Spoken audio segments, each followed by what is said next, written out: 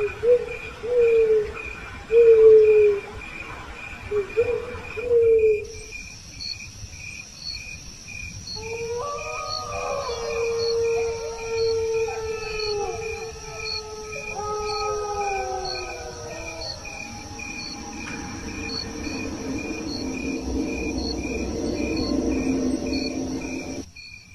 যায়, শম্ভু নাকি? হ্যাঁ দাদু, আমি বাজার থেকে ফিরছি। ফিরছিস তো বুঝলাম, কিন্তু এই রাস্তা দিয়ে কেন? তুই কি জানিস না এই রাস্তা সোজা বেল বাগানের ভেতর দিয়ে গেছে? আজ অমাবস্যা রে বাপ, আজ রাতে ওই বাগান ভালো নয়। আরে দাদু, এই বেলবাগান দিয়ে গেলে শর্টকাট হয়, বড় রাস্তা দিয়ে গেলে আধ ঘন্টা বেশি লাগবে। আর তাছাড়া আমি ওই ভূতটু তো সবে ভয় পাই না, আমার কাছে লাঠি আছে আর পকেটে টর্চ আছে। শোন শম্ভু, অবহেলা করিস না। রক্ত গরম তাই ভয় পাস না, কিন্তু ওই বাগানে অনেক পুরনো আত্মা ঘুরে বেড়ায়। শোনা যায় বাগানের মালিক মরে যাওয়ার পর থেকে ও বাগান ছাড়েনি।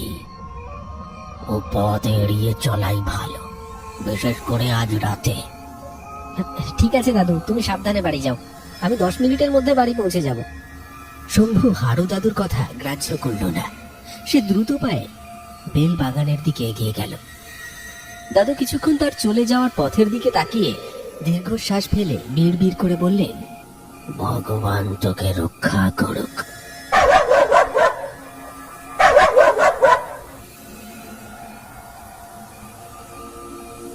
চৈত্র মাসের গুমট রাত।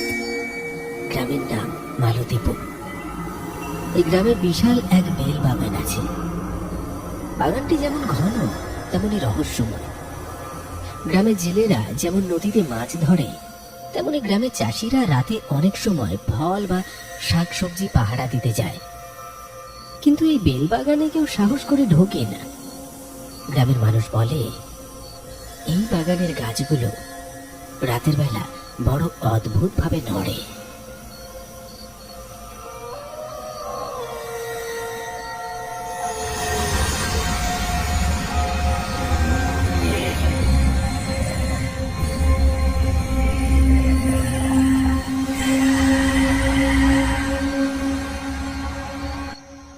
অন্ধকার হয়ে এসেছে, আকাশে এক ফালি চাঁদও নেই, ঘোর অমাবস্যা।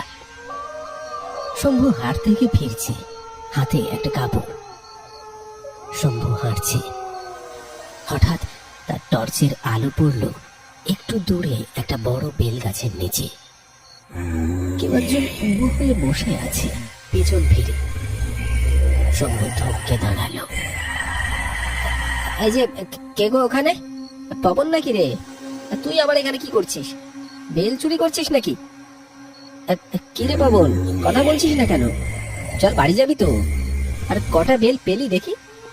বেল নয় রে শম্ভু, আমি তো অন্য কিছু করছি। আমার বড্ড খিদে পেয়েছে রে। ওরে পবন, তোর গলার আওয়াজ এমন শোনাচ্ছে কেন? জন্ডিস হয়েছে নাকি? গায়ের রংটাও কেমন ফ্যাকাশে লাগছে। শম্ভু ভাবলো পবন হয়তো ইয়ার্কি করছে বা অসুস্থ। সে পবনের পাশে গিয়ে দাঁড়ালো। হঠাৎ সে দেখল এক অবিশ্বাস্য দৃশ্য। পবন মাটি থেকে একটা কাঁচা পাথরের মতো শক্ত বেল হাতে তুলে নিল। তারপর কোনো চেষ্টা ছাড়াই সেটাকে কামড়ে আপেলের মতো খেতে শুরু করলো। বেল ভাঙার কর্মর শব্দে শম্ভুর রক্তহীন হয়ে গেল। একিরে, তুই বেল এভাবে চিবিয়ে খাচ্ছিস? দাঁত ভেঙে যাবে তো। আর তোর আঙুলগুলো এত লম্বা হয়ে গেল কিভাবে? বেলটা খুব মিষ্টি রে, তুই খাবি?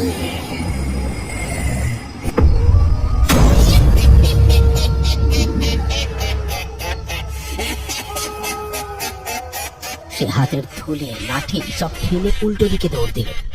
কিন্তু অদ্ভুত ব্যাপার, সে যত জোরেই দৌড়ায় মনে হচ্ছে একই জায়গায় দাঁড়িয়ে আছে। বাগানটা যেন শেষ হচ্ছে না, গাছগুলো সরে সরে এসে তার পথ আটকে দিচ্ছে। পেছন থেকে সেই ভূতটা এক গাছ থেকে অন্য গাছে ঝাঁপ দিচ্ছে আর শম্ভুর নাম ধরে ডাকছে। শম্ভু, যাস না, আমার সাথে খেলবি চল। আজ অমাবস্যা, আজ আমাদের উৎসব।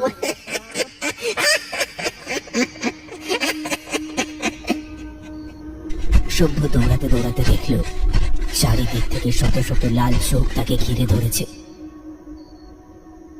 মনে হচ্ছে পুরো বাগানটায় জীবন্ত হয়ে উঠেছে। হঠাৎ একটা গাছের শিকড়ে পা লেগে শম্ভু হুমড়ি খেয়ে পড়ল একটা গর্তে। তার টর্চটা ছিটকে গিয়ে নিভে গেল। অন্ধকারে সে দেখতে পেল শত শত লাল চোখ তাকে ঘিরে ধরছে। শম্ভু জ্ঞান হারিয়ে ফেলল। শম্ভু,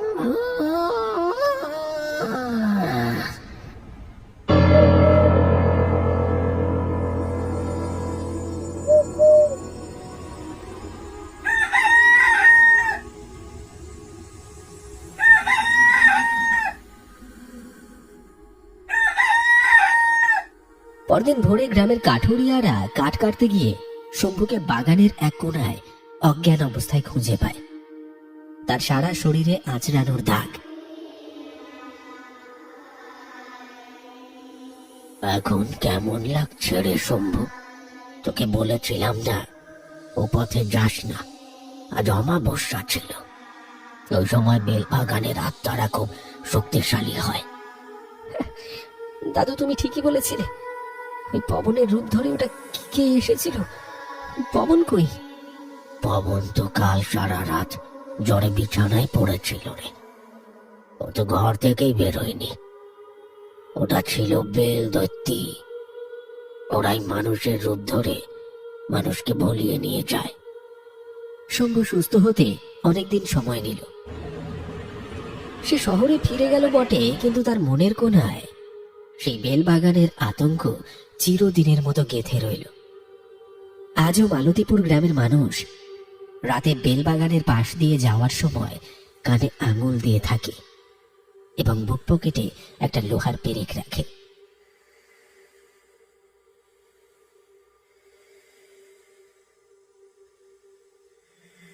দাদু, কিছু রহস্য বনের আড়ালে থাকাই ভালো। আমি আর কোনোদিন শর্টকাট খুঁজবো না।